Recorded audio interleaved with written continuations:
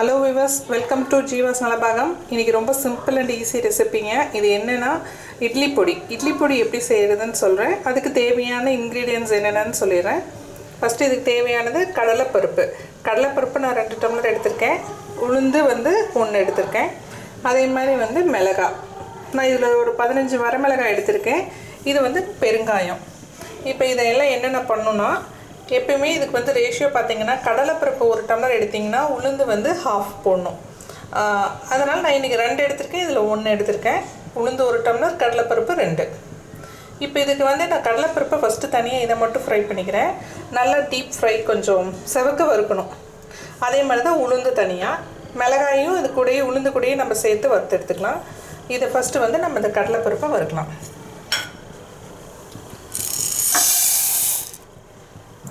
நீங்க ரொம்ப ஹைல வச்சு இது வறுக்க கூடாது. முடிஞ்ச அளவுக்கு வந்து இத வந்து நம்ம மீடியம் ஃப்ளேம் இல்லனா ரொம்ப லோ ஃப்ளேம்ல தான் வச்சு செவக்க வறுக்கணும். இது நல்லா அப்படியே வறுக்கட்டுங்க. இது கலர் வந்து உங்களுக்கு சேஞ்ச் ஆகும். இந்த இட்லி பொடி வந்து ரொம்ப சிம்பிள். இது நீங்க வந்து நெய் இல்லனா நல்லெண்ணெய் விட்டு சாப்பிடலாம் இட்லிக்கு. ஈவன் ரைஸ்க்கே கூட சாப்பிடலாம். இது வந்து நம்ம அரிசி சாதம் பொடி மெயினா வந்து சாப்பாட்டுக்கு போட்டு சாப்பிடுற பொடி வந்து பாத்தீங்கன்னா இந்த கடலைப்பருப்புக்கு பதிலா நம்ம வந்து துவரம் பருப்பு யூஸ் பண்ணனும். சேம் இதே ரேஷியோ தான். உளுந்து அதுக்கு half 1:1/2. நான் இன்னைக்கு இட்லி பொடி இப்ப செய்யறதுனால நான் கடலைப்பருப்பு எடுத்துர்க்கேன். இது இப்படியே ஒரு 5 மினிட்ஸ் நல்லா வறுக்கட்டும். 5 to 10 மினிட்ஸ் ஆகும். இது அப்படியே வறுக்கட்டும்.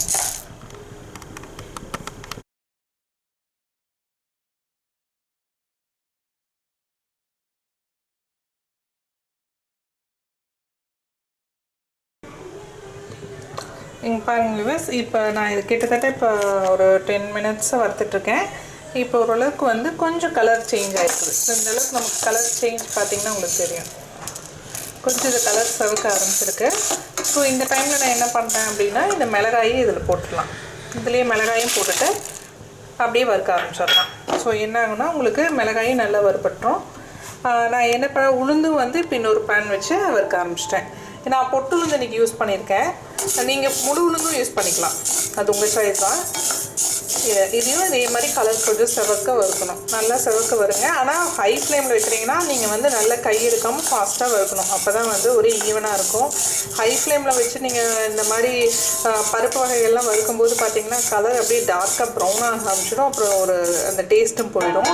முடிஞ்ச அளவுக்கு ஃபர்ஸ்ட் ஸ்டார்டிங் ஒரு 2 மினிட்ஸ் மட்டும் ஹைல வைங்க. அதுக்கு அப்புறம் வந்து கம்ப்ளீட்டா எல்லாமே ஃப்ளேம் கொஞ்சம் ஸ்லோ பண்ணிடுங்க. முடிஞ்ச அளவுக்கு மீடியம்க்கு கம்மியா ரொம்ப லோலி இருக்க தேவையில்லை. நல்லா இப்படியே வறுக்கட்டும்.